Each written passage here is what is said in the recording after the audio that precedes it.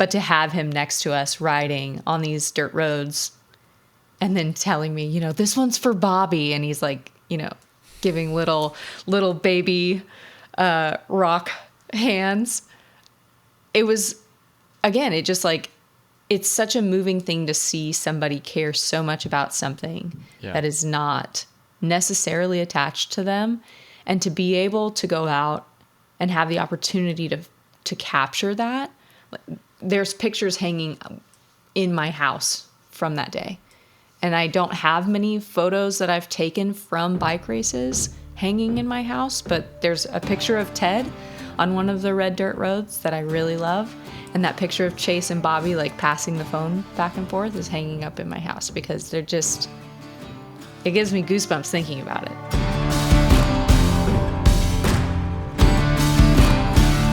What's going on, everybody? My name is JP, and I want to welcome you into the Stable Cyclist Podcast, where we talk about bikes, life mentality, and when the occasion arises, we will always deep dive into mental health today. And starting today, we are kicking off something that's going to be a little bit different. One time per month, so roughly once every 4 interviews, I am going to introduce you to one of the amazing media people that I have met over the past year and gotten to work alongside. As I have been at races like Unbound and Gravel Worlds and a countless list of others, I have had the chance to meet many people who do the work that you see on Instagram and on YouTube, documenting these races specifically for athletes, but also for brands and for companies. And I've gotten to be friends with a lot of them. I've gotten to form relationships with them. And as I've talked to them, I've thought these people have really amazing stories as well, and they are deeply rooted in the bike industry.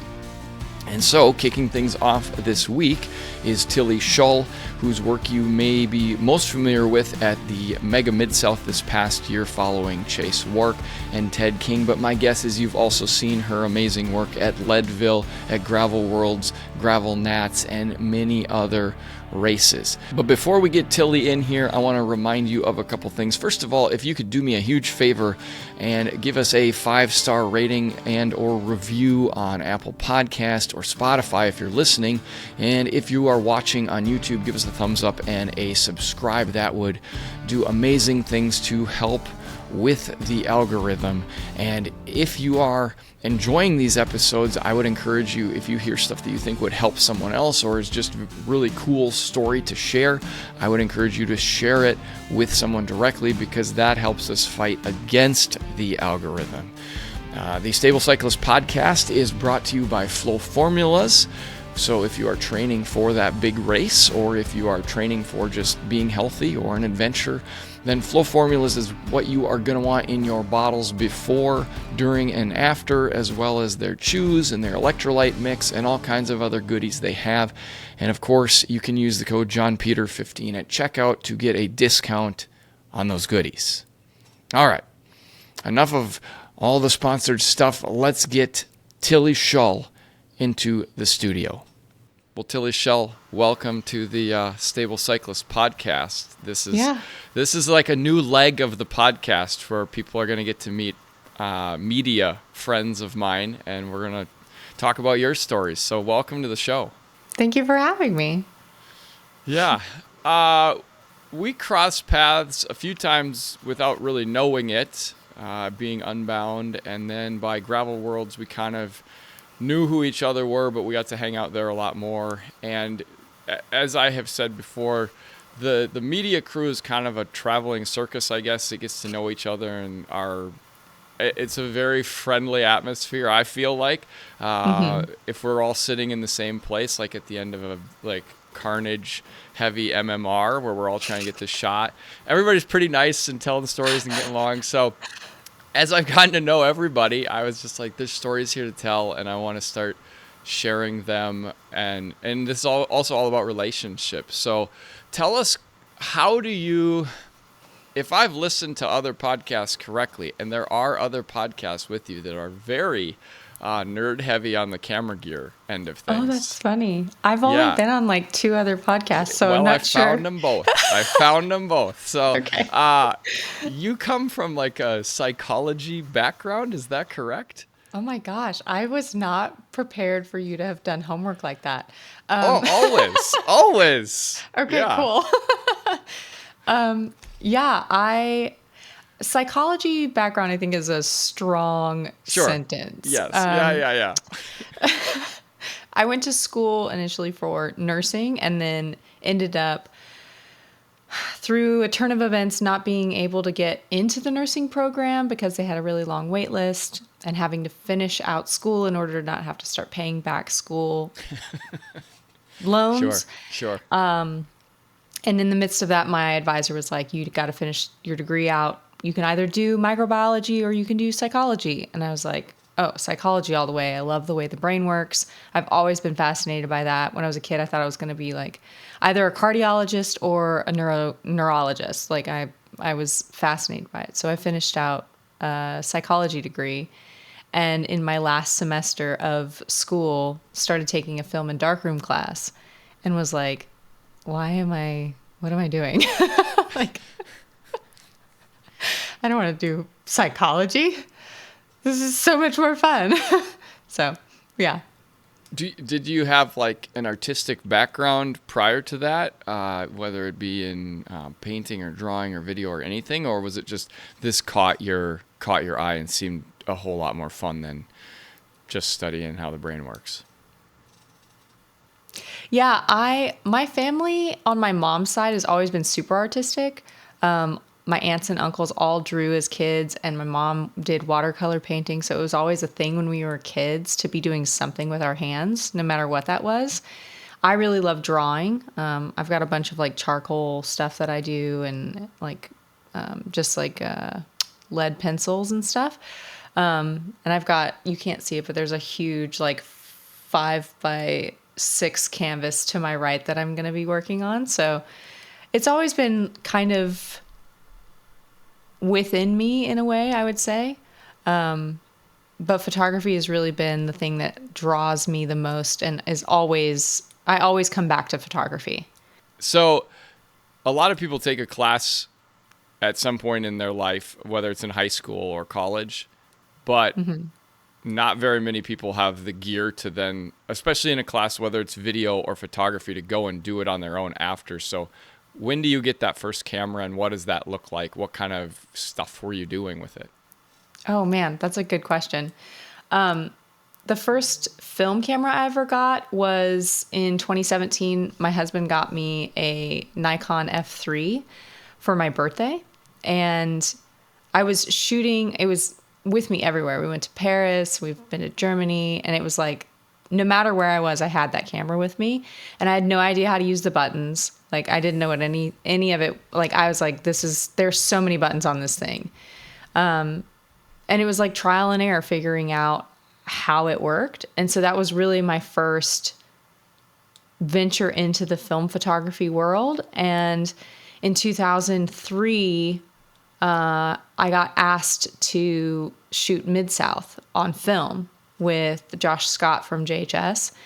And he was like, Tilly, I'm going to go shoot my Hasselblad, which is insane. For anybody that understands that it's a very bulky, large camera that is not meant to be like moved around quickly chasing bikes.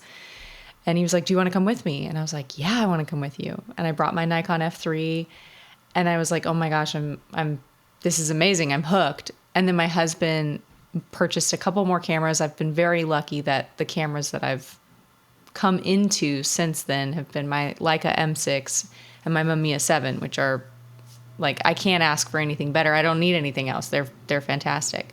Yeah. But I didn't start out having super nice cameras. I had that the Nikon F3 for 5 years, even through the film and darkroom class, before I ever bought anything else. So just one. Yeah, it's all good. It's all good. So let's talk about MidSouth for a second. We're going to dive into MidSouth a lot more. Oh, but love. Yeah, your first time going there, what is like now people just see you as this person who's involved in the bike world. Like there's a big race. Tilly's probably going to be there taking pictures. What was your interaction with gravel racing, bike racing before that experience at MidSouth? I didn't know that it was even, I had no idea. Like I didn't. It's so funny. My husband and I both love riding bikes, and prior to that, we were riding bikes, and that's part of how we ended up meeting Josh Scott, is because he also rides bikes. And we were like, oh, we like to ride our bike. It wasn't like there are these events that people go and make content about. It was just like, oh yeah, we like to ride our bike. People ride their bikes, right? And like we knew about some of the like big events, like Red Bull, Rampage and stuff like that, but it wasn't, oh, there are gravel races that are happening around the world and we can be a part of this if we want to. So it was like zero expectation, really. I was just like, oh, I'm going to get to go shoot film. That's cool. Yeah. And then we went there and I was like, what is happening? Like for MidSouth to be the first gravel race that I went to, I couldn't have asked for a better entry into the world of gravel. It's just... MidSouth is a unicorn of a race. It's my favorite gravel race, and I will die on that hill. Yeah. Well, and it seems a little bit like a perfect crossroads, also with your husband being very musical, and like it's this music festival as well, essentially, as much as a gravel race. And so, to me, I look at it today, and I'm like, yeah, of course, both of them are probably going to be there. But right.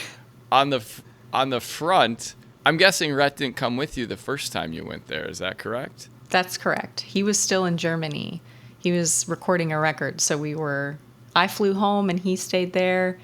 And then I came home and we like kind of came home at the same time. And he was like, how was it? And I was like, oh my God, you have to go next year.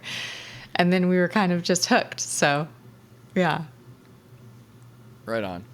What is it about that race that you said it is a unicorn of a race? I haven't been there, but I've been so tangential to a lot of things that have happened in the last year there that I would agree without even having seen it in person. But what is so special about MidSouth? Why do people need to make that pilgrimage, I guess, in March in the springtime to go down to Oklahoma? Yeah. It's a very random spot in the middle of Oklahoma that you would never anticipate a race being held at. But it's special for me, I think, one, obviously, because it's how I was introduced to the world of gravel. But it's a unicorn of a race, I think, because of Bobby Wintle and his crew of people who have created this event that's not only now a bike race, but also he wants to make it a music festival, which he is doing. And you can really feel the energy of, how do I say this? Bobby Wintle wants everybody to ride their bike. And you can have a $100 bike from Walmart. You can have a $10,000 Cervelo. It doesn't matter what it is. He doesn't care. And the people who come to that event kind of have that same energy. And if they don't when they get there, it's kind of one of those things that rubs off on you. It's like, yeah, we're all just here because we like being outside and we like riding our bike, or we like music, or we like both. And we just want to be a part of that world together and to share the experiences. And that atmosphere of community is super strong when you're there and you feel it. Like the fact that he has a DFL party at the end and professional athletes, after racing all day and like putting it all out there, come out and celebrate the last person to cross the finish line. And they don't even know who that person is. It's just like some random, what Rhett and I refer to, my husband and I refer to as normie, like some normie crossing the finish line. And these pros are, here for the champagne party. It's like, there's nothing like it. And it's just this beautiful, you feel like you belong, even though it might be your first time. It's very special. Yeah. Well, and there's a literal anthem that's been written for that party. Yes, Belle did a very good job. Yeah, it's maybe the best song I've heard written in the last year. It's phenomenal. Yes. Okay, so let's talk about this year's MidSouth, because I feel like you had a front row seat for everything good, bad, ugly that happened. And ultimately there were some like very redemptive things that in the end that happened, but you were there for the full ride. So I just want to, we don't need to rehash like, hey, the whole city burned down or like part of it, or like everyone has heard that story. Right. I want to kind of pick up from like the race is canceled and there's like tremendous heartache through Chase and Ted finishing, and you're out in a car following them around, what that was like, what that journey was like. Because I think those 24 hours or 36 hours must have been a wild ride for you as a media person trying to like capture such a big story. Yeah, for sure. I will say, like, most people were not where I was when everybody got the news, right? Most people were either at Stone Cloud or they were hunkered down with a bunch of other people. And because Rhett was going to be playing live music for MidSouth, we were in the community center. And the community center had been designated as a shelter for people who were being evacuated from their homes. And so we were all in the community center, and he was getting his gear. The band was getting their gear ready, and we got some official came in, and he was like, hey, we need you to move to the other side of the building. We're having everybody shelter in place, and we need everybody to be on one side of the building. And so we were like, oh man, okay. So we go over there, and I pull my laptop out to start editing photos that I had just taken, and like 6 cop cars pull up to the front, and they're physically carrying elderly into the community center. And we were like, oh my God, this is so much more serious than we even realized.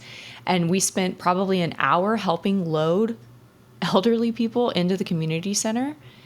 And after it kind of like, they got all of the help that they needed, because at first it was just us, like the 5 of us, the band and me, and then like 2 people from the community center helping these officers and these EMTs and everything load all of these elderly people into the community center. After they kind of got a couple more people to help them, we were like, all right, we're not needed here anymore. We're going to walk over to Stone Cloud. That's where everybody's at. We haven't really gotten any other updates other than what we've just seen. And nobody there knew that that was happening. Like, how could they? But we got there and everybody was like kind of happy. It was a little lighthearted. Like, yes, this thing's happening, but we're all safe. We're all here. And I was like, oh my God, you guys have no idea. Like, there's so many elderly people who don't know where they are right now because some of them have dementia in the community center. Yeah. Insane.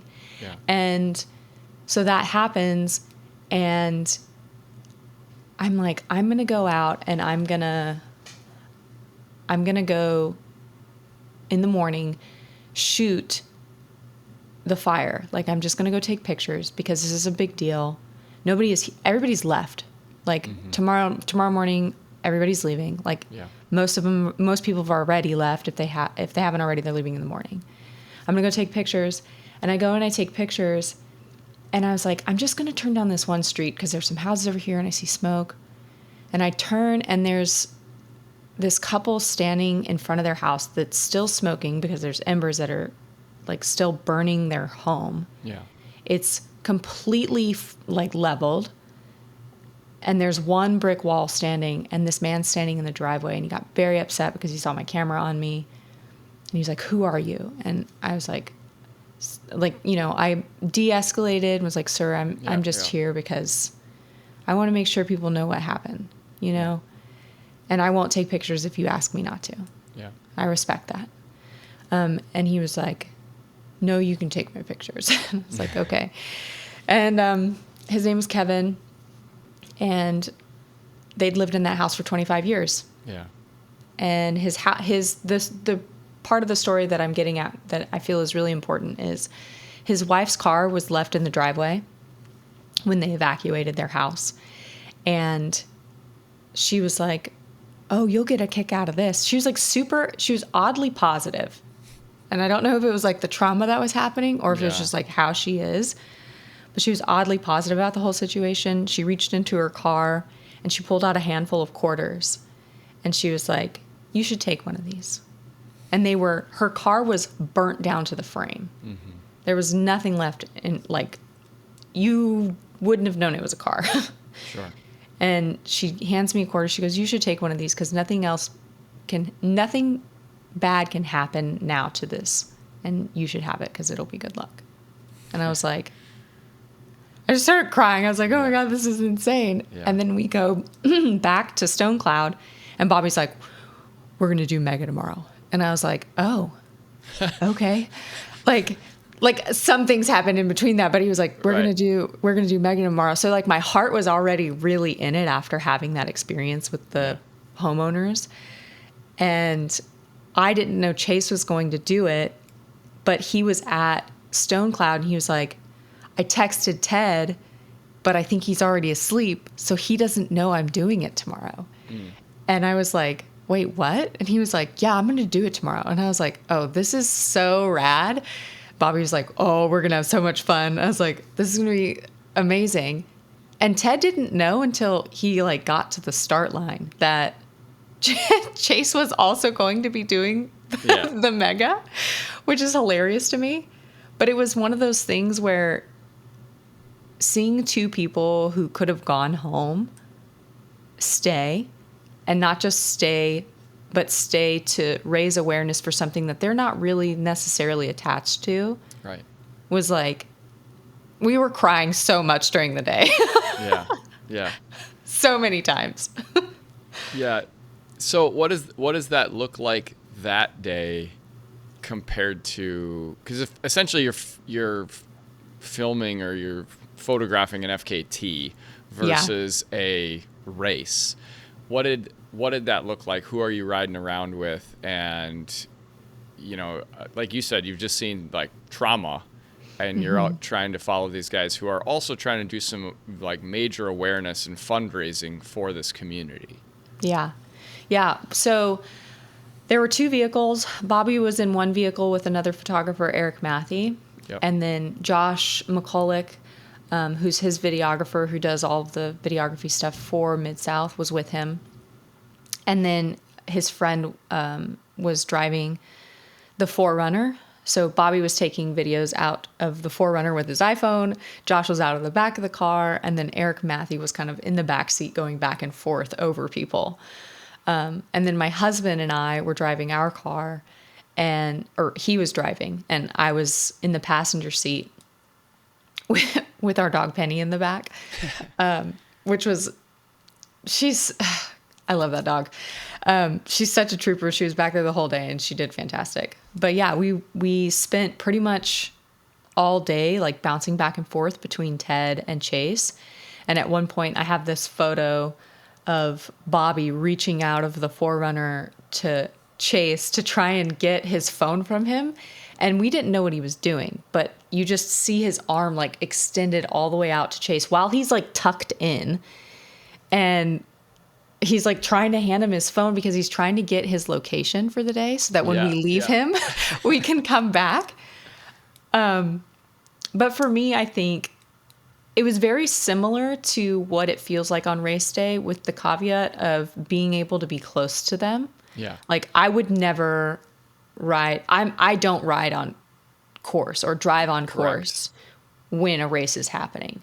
It was a much different experience to be next to Chase, 3-4 feet. It was probably more than that. It felt really close, but we obviously gave him plenty of space. But to have him next to us riding on these dirt roads and then telling me, this one's for Bobby. And he's like, giving little baby rock hands.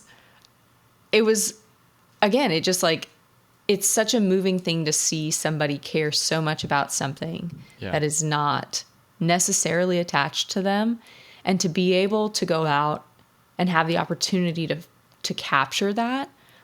There's pictures hanging in my house from that day. And I don't have many photos that I've taken from bike races hanging in my house, but there's a picture of Ted on one of the red dirt roads that I really love. And that picture of Chase and Bobby like passing the phone back and forth is hanging up in my house because it gives me goosebumps thinking about it. Yeah. Yeah. Yeah. So I think a lot of people would especially that listen to this or watch this show, associate you with the bike world exclusively. Okay.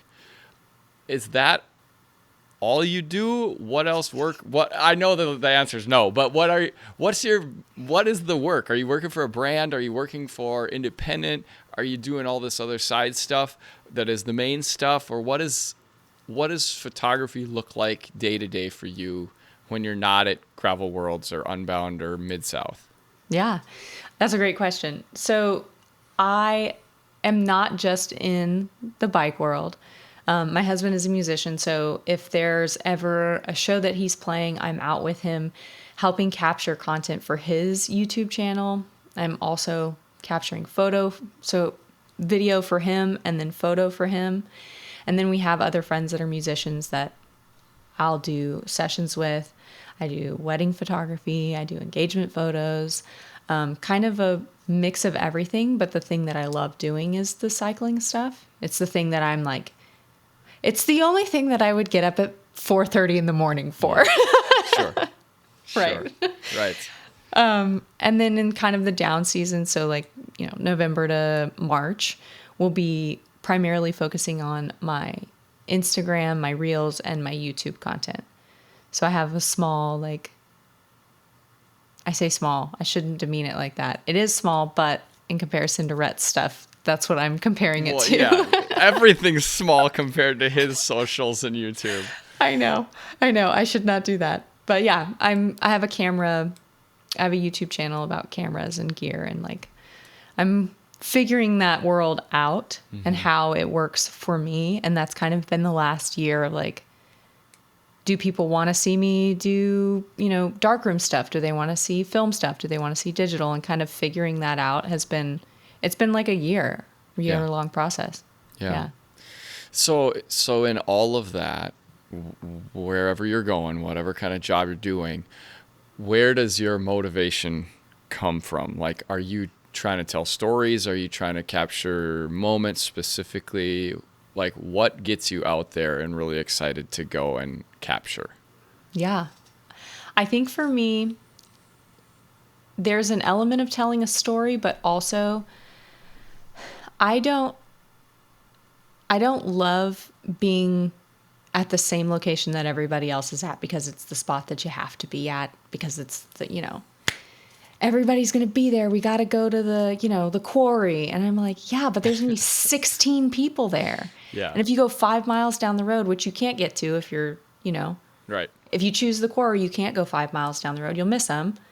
I'd rather do that and see somebody, have to change their flat tire or, sure. You know what I mean? Yeah. I really want to capture the side that nobody else will see is my favorite part.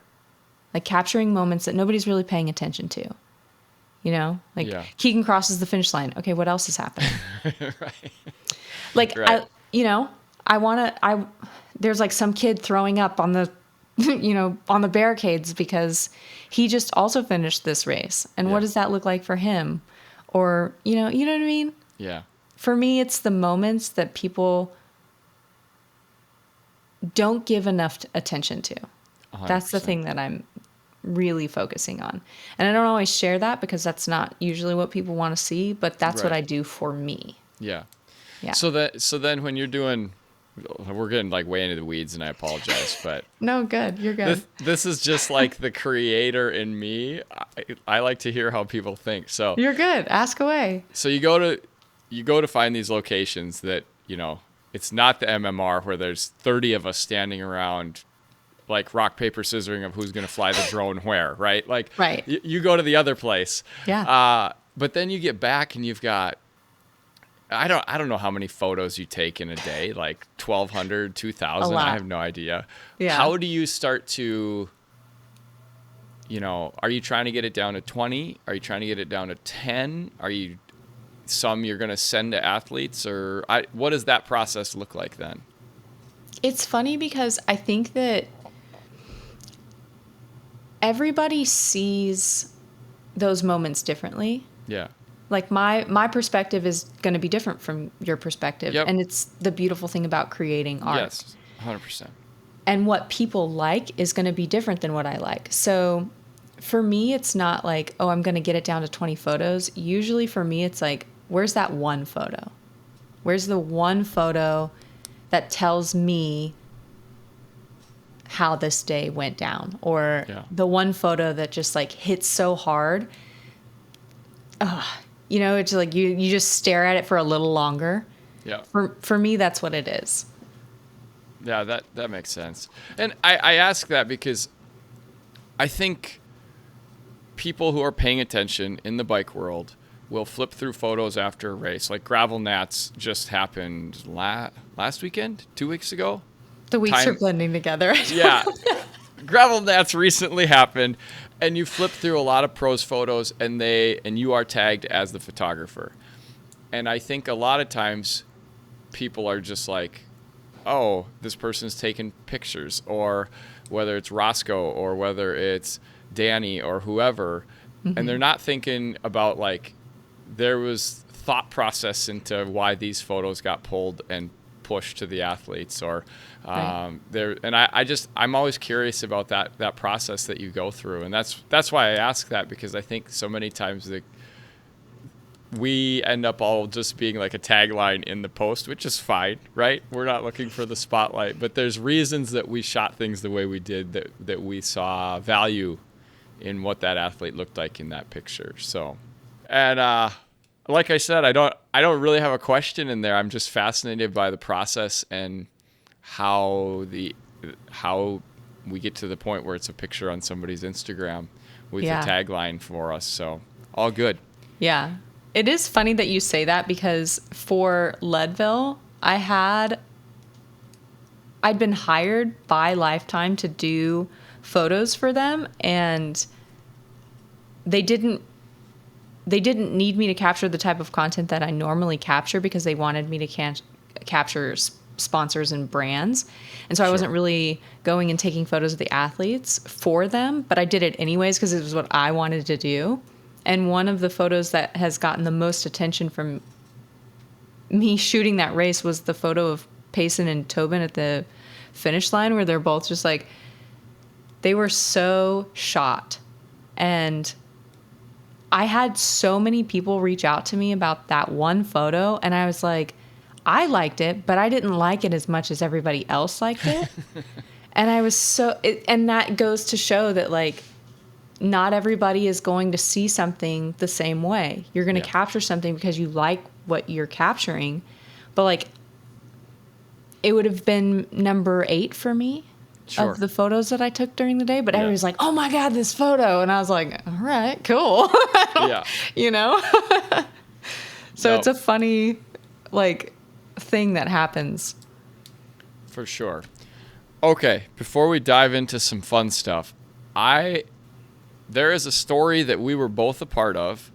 Oh. It is the most viral moment on my Instagram reels. But I want to hear your telling of it. We were standing at an MMR, and there's literally, there had to be 25 of us standing around trying to shoot. Like, every name who does this was there. Right. And to my recalling of the story, there's, I wouldn't say an argument, but there was like a heavy debate about an electric fence. Okay. And I know you kind of saw it all play out. We've seen the video of Roscoe since then. What do you remember about that whole thing, aside from, like, there was carnage happening in the race at this time too?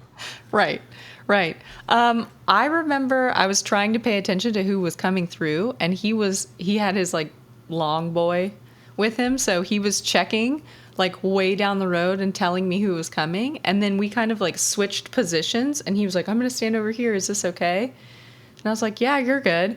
And he was tucked back to try and like, I guess, stay out of our way because you were kind of behind me. And all I remember was him like yelping. Yep. And I was like, are you good? And he was like, well, the fence is, whatever he said. Yeah. It's live. And I was like, oh, did you just electrocute yourself? And he was like, yep. And I almost fell into Russell Finster wall. Yep. And I was like, oh my God. He was like, yeah, so don't touch that. And then Richard from Silka had one of his coworkers there, Lena, and she was crouched down taking photo or video for Richard also, and she got zapped also. And I was like, you guys, don't.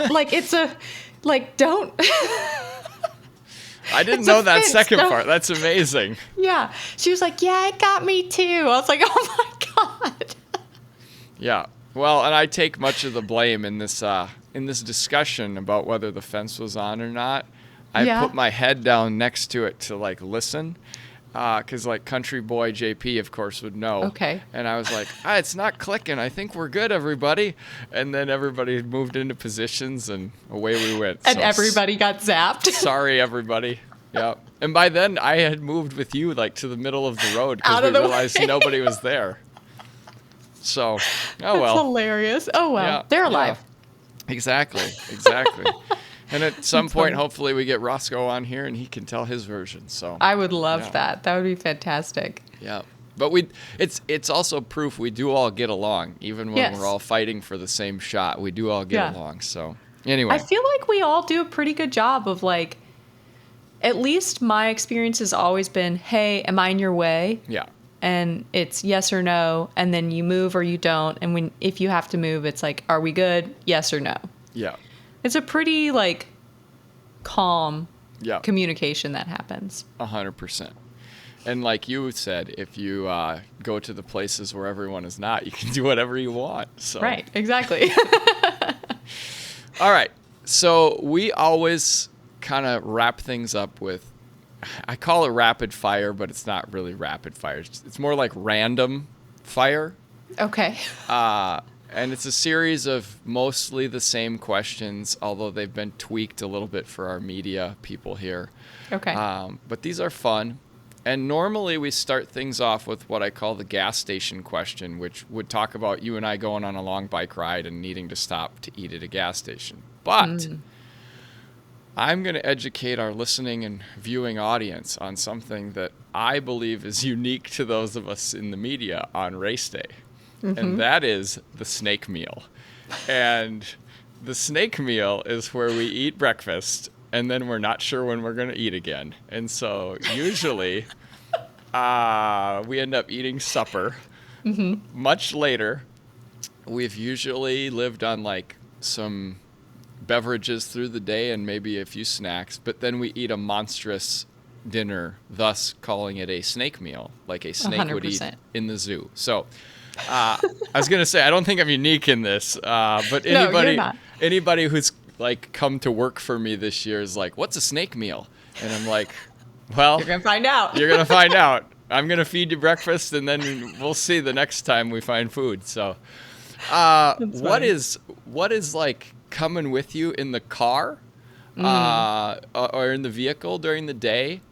And then what do you look for in that snake meal when you finally get to eat? Okay, there's two. Okay, this is a two-part answer. Yeah. The first part, what I have in the car. Usually, I learned this the hard way because the first race, I was like, I'm starving and I don't do well when I'm hungry. I get very cranky. So I learned the hard way that I needed to at least bring something in the car with me because I probably wasn't going to be stopping at a gas station unless I needed gas. Right. And if I filled up the night before, I wasn't going to need gas. So I probably wasn't going to be stopping at a gas station. So coconut water is a big one for me. My husband and I have decided that we will bring an ice chest now whenever we're doing races, and I bring a little cooler lunchbox because I get hangry. And I'm not a nice person when I am like depleted. So Sure. I've started packing peanut butter and jelly sandwiches. And I also, depending on if there is the possibility of me being able to make rice cakes, this is another thing. Yes, dude, when I tell you, okay, this is like EF Cycling's rice cake recipe. I literally have some in my fridge right now. Like, it's so good. It's one of those things that will literally save your life. Like, it will save you. So peanut butter and jelly, and then if I can, the rice cake recipe, I like to put lemon paste and black sesame seeds with orange zest in it. They're so good. It's got cream cheese and rice and a little bit of sugar. Yeah. They're fantastic. That will save your life. If I am just like really hot, like at Unbound, I don't drink a ton of soda. So it's like water, and then I try and bring electrolytes like Tailwind or Scratch or whatever to put in my bottle so that I like will drink the water because I won't drink it sometimes. And then maybe like fruit snacks. Those are like my Right on. That's my range. Right on. Okay. So then what's the big meal in the evening? Okay. If I haven't eaten during the day, for me, when I'm really hungry, especially if I've worked out, which when you're chasing a race, it feels like a workout when you're 100%, done. yes. And I'll die on that hill. That's another hill I'll die on. Yep. Anytime I do a hard workout, I always want beef. And I don't know why, because I don't normally eat beef. Like I don't normally do that, but I'm like, I need a cheeseburger. I need just a really like quadruple patty cheeseburger right now. For me, that's it. Yeah. Okay. Yeah, that well, and I asked that. People are always like, why do you need a snake meal? I'm like, because I'm literally not going to stop. And also, we have to point out, most of the time these days, like when I'm following Chase around, it starts at 3 a.m. when he wakes up. The camera basically turns on.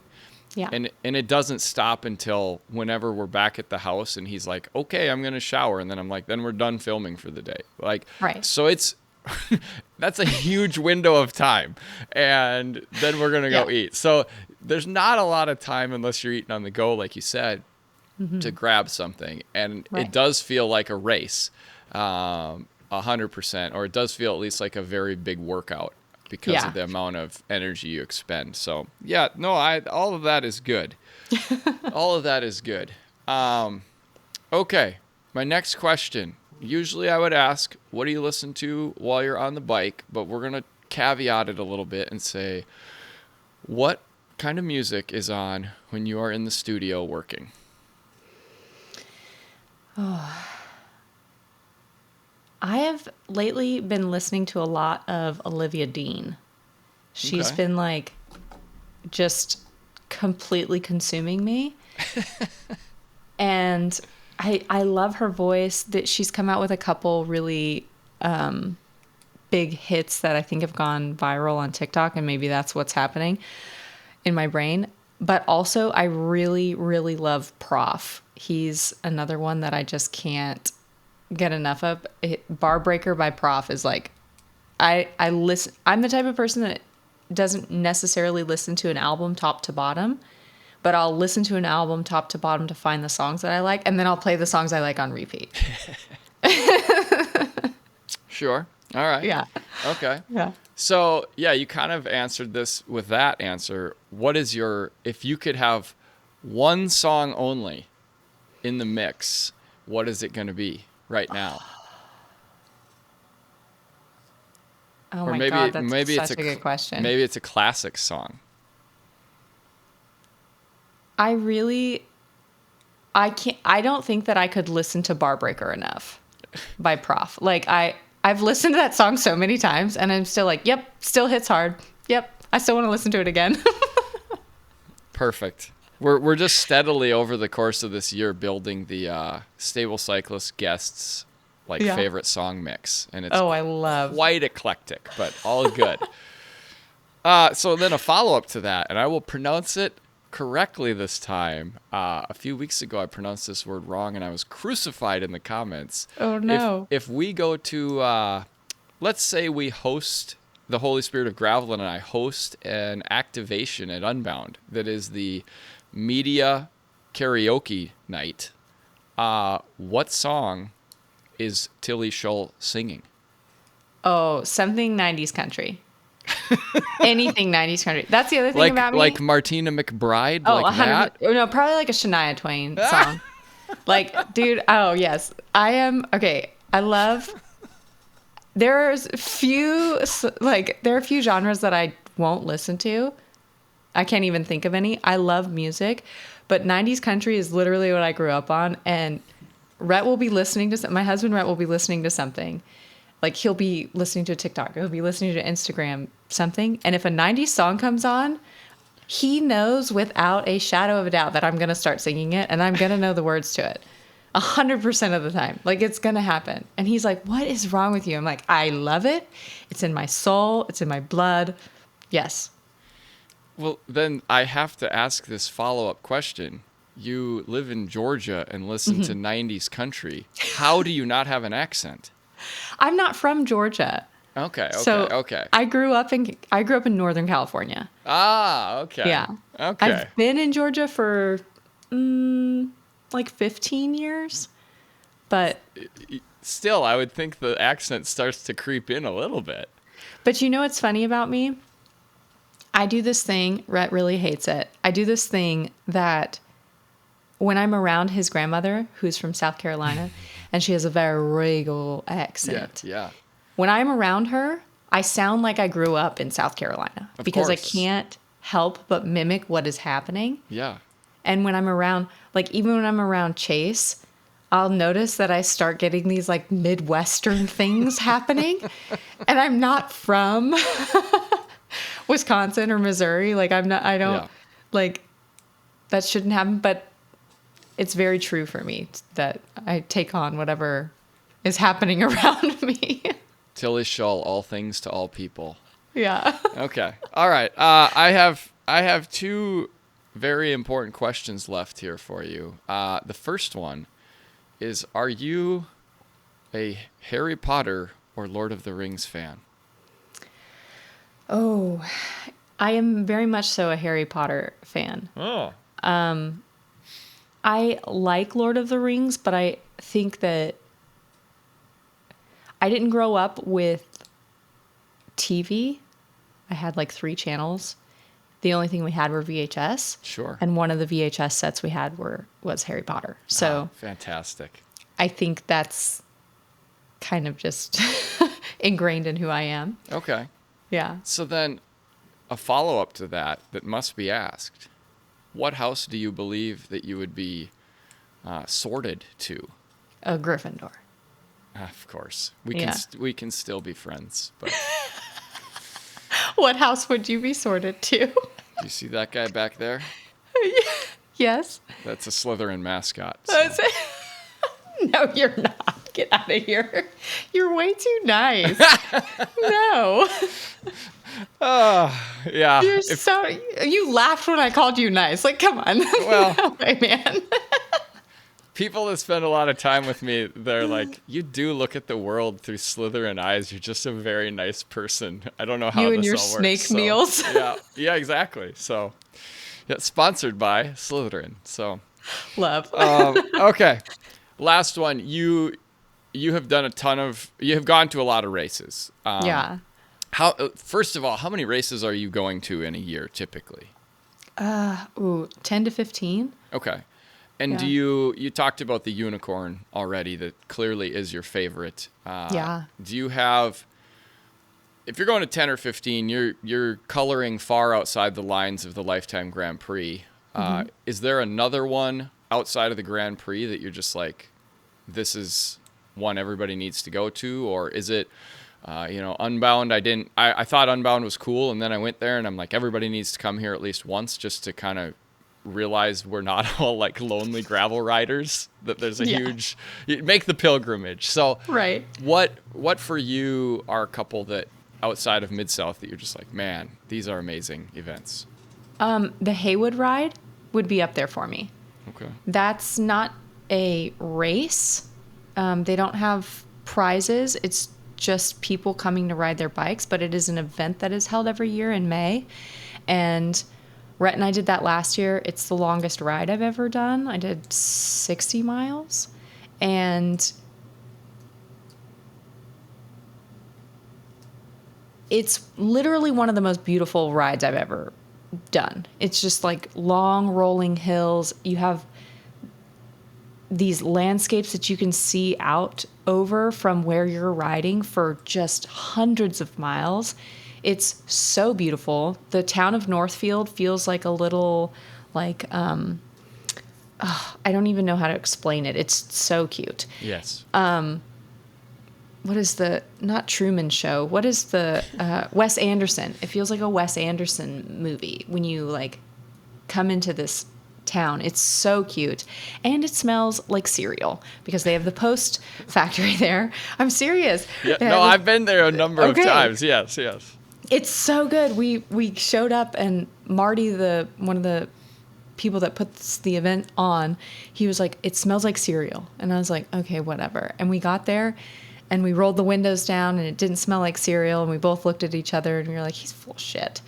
And we like went through the intersection with the windows still down, and then the smell filled the car, and we were like, oh my God, it does smell like cereal. It was like so magical. So Haywood ride fantastic is up there for me. And I also would say Gravel Nationals specifically held in, I'm going to mix it up because I was back and forth from Wisconsin and Missouri. It's in Missouri. Okay. Right? This year. Right? Gravel Nationals in Minnesota. Minnesota. Yeah. Just joking. No, that's what I meant. Good. Sorry. I was back and forth from Wisconsin and Minnesota. Yeah. And my brain was like, which state am I in? But Gravel Nationals was in Minnesota, and that route, because I always pre-drive every course that I'm going to shoot.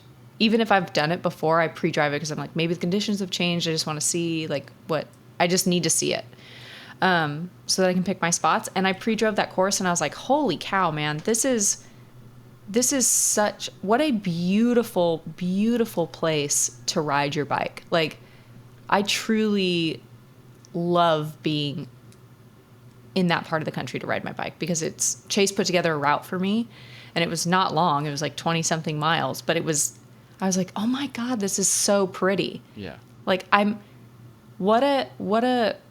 like, how lucky am I that I get to ride my bike, and this is where I'm riding my bike right now. Yeah. It was amazing. Absolutely. Yeah. It was, I got to help Ben Delaney film his course preview video back in June, and we were out there, and I was hanging out of cars and doing all kinds of dumb stuff as a filmmaker, but fantastic route and just gorgeous part of the country that most people don't know exists. Right. And it's unique because it's like mountains, but not at all because it's all formed by the river. So, crazy. But so beautiful. Where can people find you if they want to come on the journey, if they want to add to your YouTube subscriber count and close the gap on your husband? Oh, Lord, that's going to take a lot of years. I'm at this TILLY on Instagram, and then just TILLY Shull on YouTube. Fantastic. Well, thank you so much for coming on the show today, Tilly. This was awesome. Thank you for having me, JP. Yeah. Thanks for hanging out with Tilly and me today. Like I said at the beginning of the episode, if you enjoyed this episode, please share it with someone, and please make sure you are subscribed and following on the platforms because we have a huge 12 weeks in front of us already booked out with guests, many of the interviews being done in the coming weeks, and they are all exciting, wild stories, some huge names in the sport coming as well, and I cannot wait to share those with you. So make sure you are subscribed and following along. Also on the YouTube channel, the Mahaday onboard camera footage is being released one section at a time from this year's Mahaday 100. So if you are into that kind of thing or riding along, you'll find it there. And then the final episodes of the Bootleg Miles are coming out right now. as we go through the month of October and into November, as I take you on the journey outside of racing through many of the film things, just like what we were talking about in today's episode from this summer. Thanks for hanging out today. Thanks for all the support that you offer this channel and to one another within the Stable Cyclist community. And most importantly, remember, you are loved.